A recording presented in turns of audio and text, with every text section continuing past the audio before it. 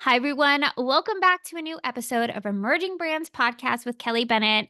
I am interviewing today the CEO of MALK Organics, Jason Bronstad. He is someone that I've been really looking forward to interviewing.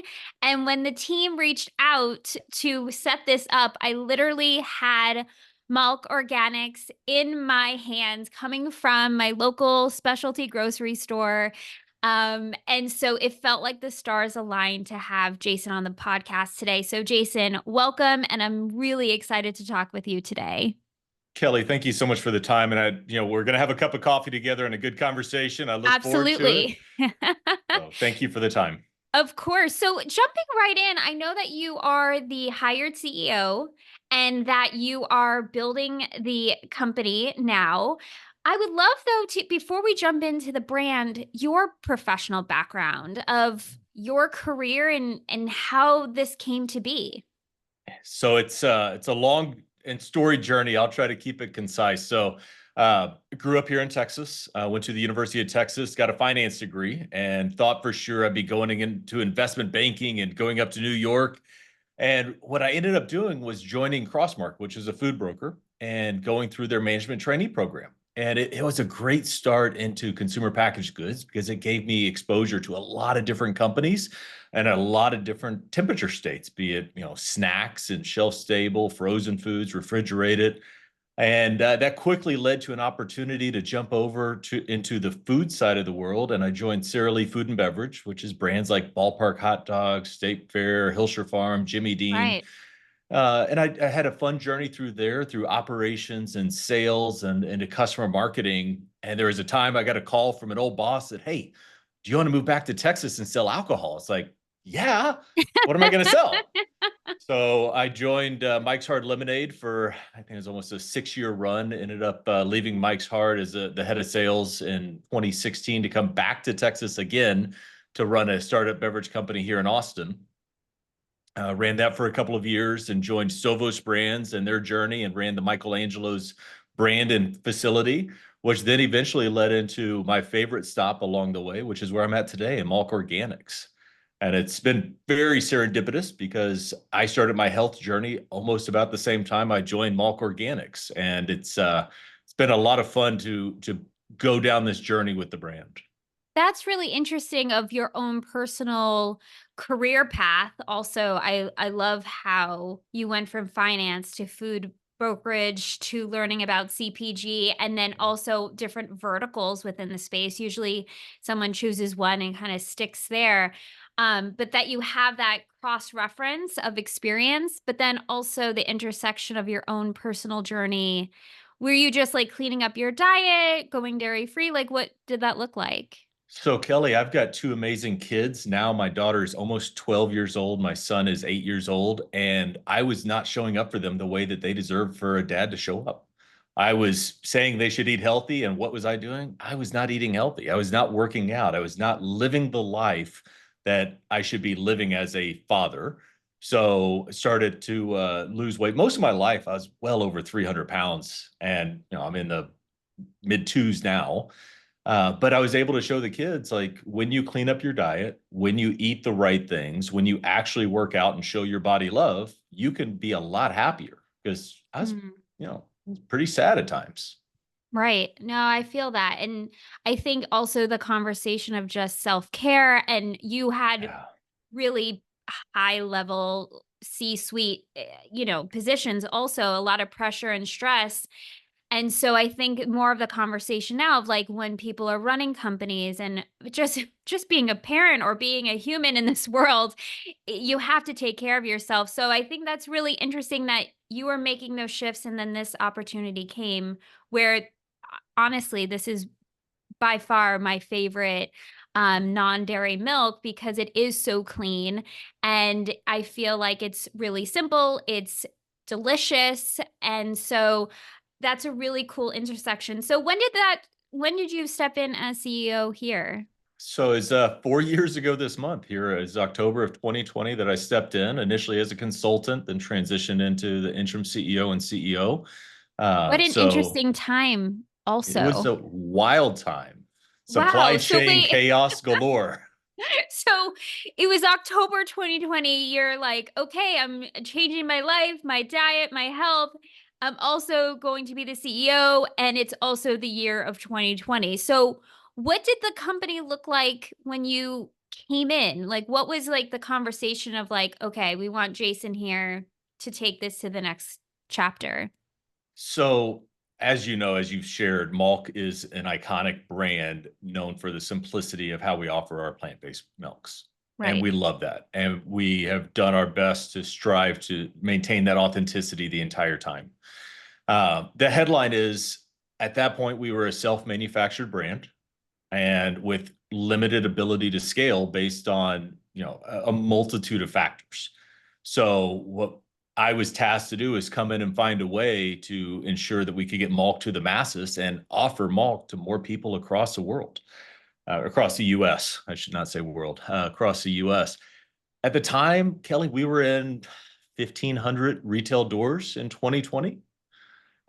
Incredible launch partner with Whole Foods globally. With Whole Foods, we've had some early adopters with key chains like Ralph's, one of the Kroger banners Right. out west. Right. We had started in Sprouts, Texas at the time. And really, the opportunity was we knew what we had. We knew that consumers were coming towards us. So, what could we do to ensure that we could actually scale up? And that began the journey. And it's been a 4-year journey to build out the team and our capabilities. At the end of the day, Kelly, plant-based milks are in 67,000 stores today. We're in just over 10,000 of them. Incredible. Honestly, one of the things that I love about this brand is that it's fairly easy to find. Mm. And so whenever I'm at a grocery store, I'm always looking for the cleanest non-dairy milk available. And I think that you all have done such a great job being in many of the go-to retailers that I personally patronize. And so I find that really interesting that at one time it was like, okay, how do we scale this to how I perceive the brand now of like being everywhere that I am shopping. So what did that look like as far as strategy and making changes with the team and distribution so that you were able to scale? Like what broad strokes or top level, like what did that look like that you had to implement? The first thing we had to do was get back to the basics and scale down our product offerings. When I came in, we were upwards of 17 or 18 SKUs. Oh, wow. And I had to bring it back to the core three so we could actually take the steps to maneuver to expand. We're back up approaching 15 now. But it's Okay. been a journey, Kelly, to get back up there. And it's been with a lot of intentionality on what we launch, when we launch, why we launch, to ensure that A, we can produce it, B, it meets our high standards, and Right. C, it's what consumers are looking for today. Right. So I'm sure that was a big shock to go from 17, 18 SKUs to 3. Yeah. Wow. So you really trimmed it down to like the core hero products. And then what did that look like adding new SKUs in? I was saying before we hit record, I just picked up your caramel creamer, which is so good. I created content for my coffee client, Frankly Good Coffee, and I did a it was like a low sugar, dairy free, quick, easy caramel iced coffee, like all the things. And literally it was me pouring in that into the iced coffee. And it was so good. I didn't even have to do anything else. And so is it also going back to the hero SKUs and then adding in more seasonal flavors, or like what did that look adding things back in? So we're a big believer in data. The Hmm. data in the industry tells you what's going on. And as we start to pay attention to the data, and the only way we can pay attention to the data is with the right people on the team. So Kelly, it all Right. starts with people first. Right. Then it comes down to the data to say, okay, what are consumers actually buying? Where are they going to? To use a hockey expression, skate to where the puck is going. And there's sometimes we miss. Sometimes every brand misses, and that's okay. Everybody, every Yeah. human. So it's fail early, fail often, and accept the failures because Hmm. as as leaders in companies, founders, I do this all the time. It's something that they don't want to let go of because it's a Right. failure. actually, like I tell my kids, failure is where you learn the most. When you Right. mess something up and you step back and go, okay, what did we do wrong? What did we do right? What do we change going forward? That's when we get better. That's when the growth is. It's the same thing if you lift weights or if you play a sport. When you mess up or when you hit that point of exhaustion, it's like that's when your muscle actually starts growing. Right. So lean into the failure because that's where you get the nuggets of gold that allow you to move faster. What helped you lead the team through that shift? I think that that's also on the periphery of a lot of emerging founders who listen to this podcast. Me personally, I'm so curious because it's one thing to say, like, okay, here's the strategy, here's the data, this is what makes sense. But the actual implementation of getting people excited about change is, I'm sure, a task all in itself. But I would love to hear just your perspective of how you got the team around this strategy and how you kept them moving in that direction of growth. So there has to be two stages to any vision. It's like, hey, this is where we intend to be in the future. And Right. then here's the checkpoints as we move towards that goal. And it's that the constant check-ins, it's the consistency. Um, we now have, and shame on me for not doing this the entire time, but we have a monthly all hands call. At one point, I Mhm. had taken it back to quarterly, and I got feedback from the team going, "Hey, we want to hear from y'all more frequently, and not just from our functional leaders." So it's like, okay, got it, and we'll do that with that, you are now going to present. So we actually bring in our next level leaders. We bring in our individual contributors to share what they're doing. Because at one point we were down to a company of 6 people. We're back in the mid 30s now. Oh, And interesting. to understand what everyone's doing and how you can contribute, it's like, I see this name on an email or I see this, but do we understand how each one of the cogs align in this wheel to move Mhm. the momentum forward? And when we forget to have those conversations, communication breaks down, things get dropped. But when you ratchet it all back up and say, hey, this is where we're going. Here's the next stop. This person's doing this. This person's doing that. This is how we're accomplishing this. We like to consider ourselves a sales and marketing organization, but we couldn't be that if we didn't have a strong operations team behind us. Absolutely. I think that those 2, I mean, I'm very much the marketing brand person, but ops, finance, we all need to work together. And the more that people could wrap their brain around of, like, both support each other, I think that is such a powerful shift of just operating more effectively as a brand to do all the good things you wanna do and create the amazing products you wanna create. And I'm excited. We've hit the scale where back in June, I was able to bring in a president of sales and marketing, which allows me to have him as well as finance and operations report into me. So we've got an owner of sales and marketing, and then I've got the balance of the organization. So it allows us to move faster because there is a decision maker that can move the ball forward and collaborate cross functionally at the same time. That's a really interesting perspective also of how you restructured so that you could stay at the top level of seeing the vision, holding the vision, but having the right people in place to be flexible and nimble, I'm assuming, as you do have this growth stage Yeah. of more distribution, more retailers. Thank you for sharing that because I think for many founders who listen to this podcast and are in the early stages, this stage of business just feels so far from maybe where they are now. But your transparency and you sharing this, I think, will help them see, like, okay, I could wrap my head around this. Like, as we grow and build, this is what I need to be looking for, thinking about. So thank you for sharing that. I know many people will be taking notes just from Yeah. that point alone. And it's so important because when you hire people, the one thing I say is they have to be culturally accretive. Mhm. And you bring in those people that can not only do the job, they can probably level up as well. But they care about the passion, they care about the mission of the company, they care about diving in and actually making a significant difference. And that starts to feed throughout the entire organization. So I know I've talked to people a couple of times, but without the people of Malk, we would not be here today. It's that Such a simple. great point. Such a great point.